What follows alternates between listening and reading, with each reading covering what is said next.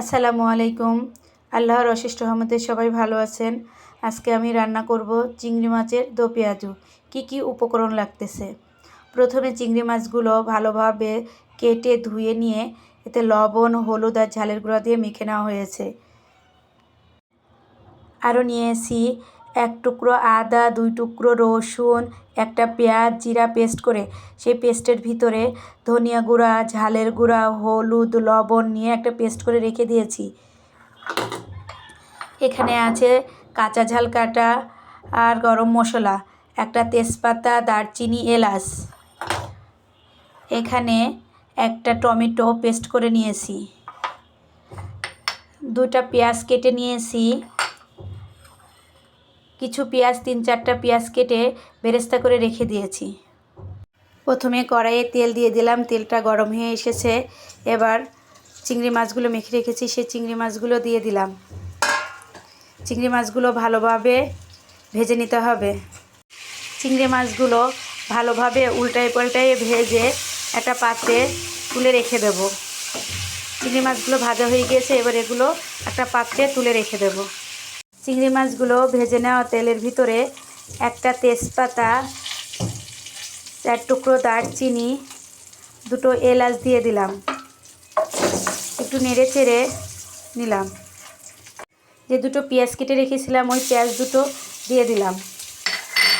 দিয়ে এবার ভালোভাবে নেড়ে নিতে হবে। পেঁয়াজটা একটু ভাজা ভাজা করে নিতে হবে। পেঁয়াজটা কালার চলে এসছে, এখন এর ভিতরে কাঁচা ঝালগুলো দিয়ে দেব। কাঁচা ঝালগুলো দিয়ে সুন্দর করে নেড়ে নেব। কাঁচা ঝালটাও একটু ভাজা ভাজা করে নেব। এবার যে মশলার পেস্টটা করে রেখেছি ওই পেস্টটা দিয়ে দিলাম। পেস্টটা দিয়ে ভালোভাবে নাড়তে হবে। সুন্দরভাবে নেড়ে চেড়ে মশলাটা মিশিয়ে নিতে হবে।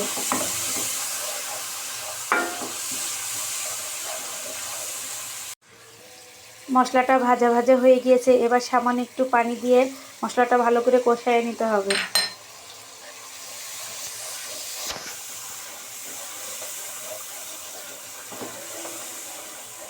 মশলাটা সুন্দরভাবে কষাই নেওয়া হয়ে গিয়েছে। এবার টমেটোর যে পেস্টটা করে রেখেছি সেই পেস্টটা দিয়ে দেব। দিয়ে সুন্দরভাবে টমেটোর পেস্টটা দিয়ে মশলাটা কষাই নেব, যেন টমেটোর কোনো গন্ধ না লাগে। মশলাটা সুন্দরভাবে কষাই নেওয়া হচ্ছে। টমেটোর পেস্টটা দিয়ে মশলার সাথে সুন্দর করে ভাজা ভাজা করে কষায় নিলাম। নিয়ে এবার এর ভিতরে যে ভেজে রাখা চিংড়ি মাছটা ছিল ওটা দিয়ে দিলাম। দিয়ে চিংড়ি মাছ দিয়ে মশলার সাথে খুব সুন্দরভাবে কষায় নেব। সুন্দর করে চিংড়ি মাছটার সাথে মশলাটা কষায় নিতে হবে। মশলার সাথে চিংড়ি মাছটা সুন্দরভাবে কষায় নেওয়া হচ্ছে। এই কষানোর ভিতরে সামান্য একটু পানি দিয়ে ভালো করে কষায় নিতে হবে। পানি ঢেলে দিলাম। এই পানিটুক দিয়ে চিংড়ি মাছটা আরও সুন্দরভাবে কষায় নেব, যেন মশলার কোনো গ্যাস গন্ধ না থাকে। মাছটার সাথে সুন্দরভাবে মশলার গ্রেভিটা যেন সুন্দরভাবে কষানো হয়।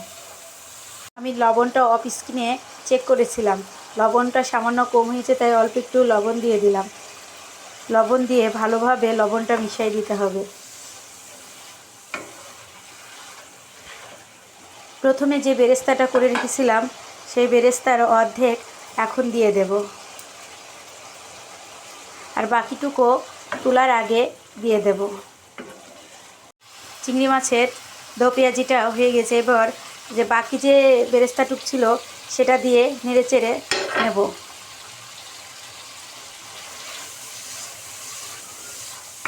সুন্দরভাবে মিশিয়ে দিলাম।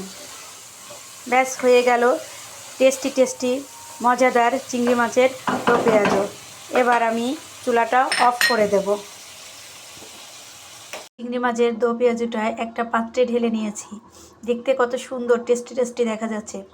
আমার রেসিপিটা যদি আপনার পছন্দ হয় তাহলে অবশ্যই আমার চ্যানেলটাকে সাবস্ক্রাইব করবেন, লাইক করবেন এবং শেয়ার করবেন।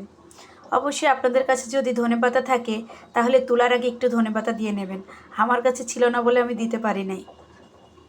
এই টেস্টি চিংড়ি মাছের দো পেঁয়াজুটা আমার মনে হয় সবার পছন্দ হবে। সবাই ভালো থাকবেন, সুস্থ থাকবেন, আল্লাহর অশেষ রহমতে ভালো থাকবেন। আসসালামু আলাইকুম।